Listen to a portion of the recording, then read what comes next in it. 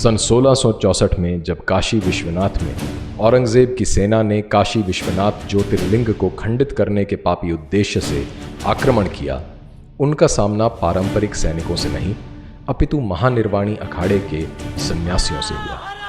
सूर्योदय से लेकर सूर्यास्त तक युद्ध हुआ, भूमि सहस्रार शवों से पट गई और अंततः ज्ञानवापी के युद्ध में सन्यासियों ने एक महान विजय प्राप्त की।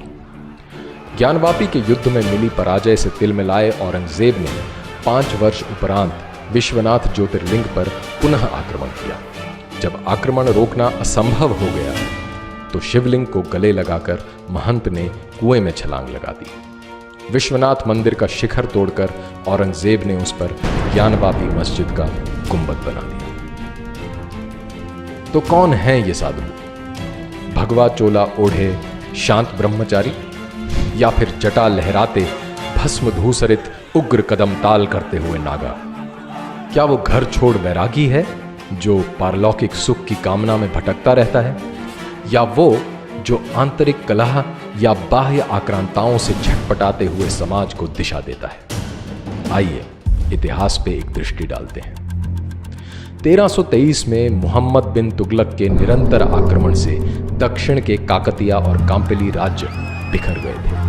मठ मंदिर खंडित कर दिए गए थे और आम जनमानस में असुरक्षा का भाव व्याप्त हो गया था। जबरन धर्मांतरण साधारण बात बन गई थी। काकतिया राज्य के पूर्व मंत्री हरिहर और बुक्का राय को जबरन इस्लाम कबूल करवाकर उसी क्षेत्र के जागीरदार के रूप में नियुक्त किया गया। ऐसी अराजकता को समाप्त करने के लिए क्या करना यथोचित था? एक धर्मपरायण राज की स्थापना करना। परंतु कैसे? स्वामी विद्यारण्य का आध्यात्म बल ही था कि उन्होंने हरिहर और बुक्का राय को हिंदू धर्म में पुनः दीक्षित कर विजयनगर साम्राज्य की स्थापना की। दोनों भाइयों ने आक्रांताओं को बाहर खदेड़ा और राज्य की सीमाएं सुरक्षित की। स्वामी विद्यारण्य ने सन्यासी होते हुए न केवल नए राज्य को धार्मिक दिशा दी अपितु प्रधानमंत्री का पदभार भी संभाला।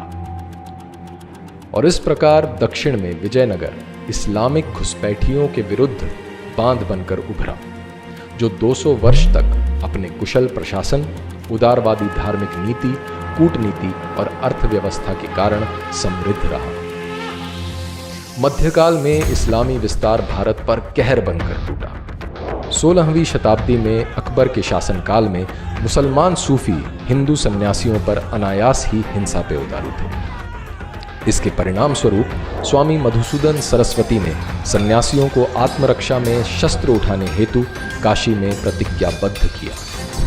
17वीं शताब्दी की शुरुआत में मराठी सन्यासी स्वामी समर्थ रामदास तीर्थाटन करते हुए इस्लामिक आक्रांताओं के पराधीन भारत की दुर्दशा को प्रत्यक्ष देख रहे थे। जनमानस मरणासन्न हो चुका था।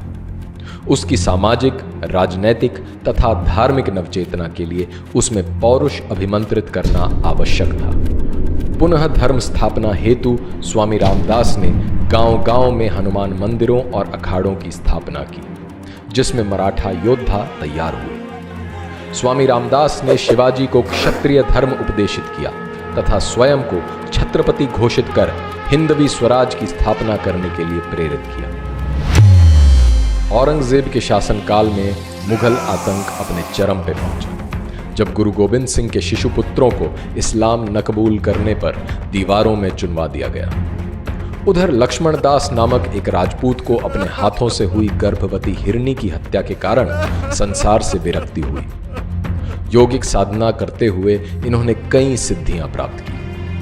गुरु गोविंद सिंह जी के आग्रह पर इन्होंने पुनः क्षत्रिय धर्म का वहन किया और सरहिंद को फतह कर साहबजादों की नृशंस हत्या का प्रतिशोध लिया। संसार इन्हें बंदा बहादुर के नाम से जानने लगा।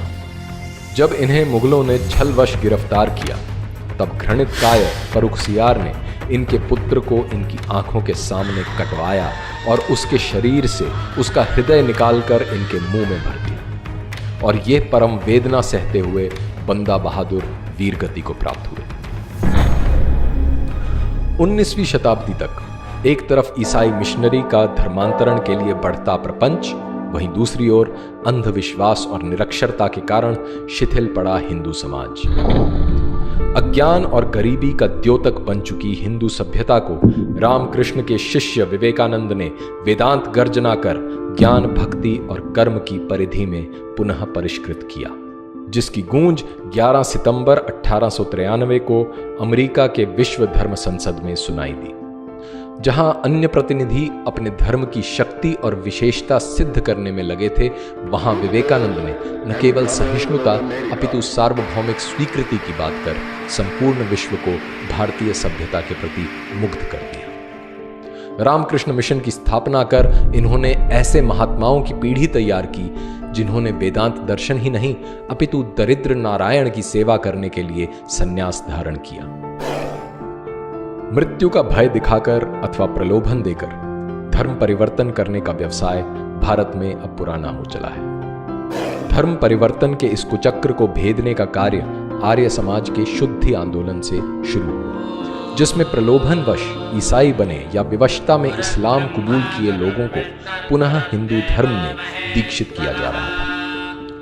3 दिसंबर 1926 को आर्य समाज के स्वामी श्रद्धानंद की दिल्ली स्थित उन्हीं के आवास में जबरन घुसकर अब्दुल रशीद नामक व्यक्ति ने गोली मारकर हत्या कर दी।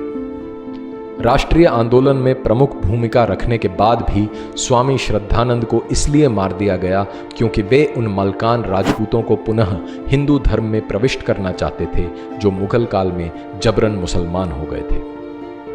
स्वतंत्रता के बाद सेक्युलरवाद की आड़ में धर्मांतरण का यह व्यवसाय चलता रहा और विधर्मियों द्वारा सन्यासियों की निर्मम हत्या नहीं रुकी। यूं तो कंधमाल की जनजातियों का ईसाई धर्मांधों से संघर्ष का इतिहास रहा ही है, परंतु 1968 में स्वामी लक्ष्मणानंद के आने के बाद जनजातियों में ये चेतना पुनः जगी। 23 अगस्त 2008 को जन्माष्टमी के दिन 20 सशक्त नकाबपोशों ने स्वामी लक्ष्मणानंद की कलाई और स्नायुजाल को काटकर उनके शरीर को गोलियों से छलनी कर दिया। 2013 में माओवादी नेता पुलरी रामा राव तथा अन्य धर्मांतरित ईसाइयों को दोषी पाया गया। इसी प्रकार सन्यासी कई बार गहरे षड्यंत्र का शिकार हो जाते हैं या फिर सरकारी उदासीनता के कारण गुमनामी में देह त्याग करते हैं। हरिद्वार स्थित मातृसदन आश्रम के सन्यासियों की गंगा के अविरल निर्मल प्रवाह के लिए देह त्याग की परंपरा सी बन गई। उसी परंपरा के साधु स्वामी ज्ञान स्वरूप सानंद ने सरकार से मुख्यतः हिमालय में गंगा की सहायक नदियों पर बनने वाले जल विद्युत परियोजनाओं पर तथा हरिद्वार कुंभ में बालू खनन, निर्वनीकरण तथा जीव जंतुओं की हत्या पर प्रभावी रोक लगाने की मांग की। सरकार की उदासीनता देखकर मजबूरन आमरण अनशन पर बैठे। अपने अंतिम साक्षात्कार में स्वामी सानंद ने कहा था कि अगर गंगा के लिए उनकी मृत्यु भी हो जाए तो उन्हें कोई पछतावा नहीं होगा। 12 अक्टूबर 2018 को स्वामी सानंद ने अनशन के 112वें दिन अंतिम सांस ली।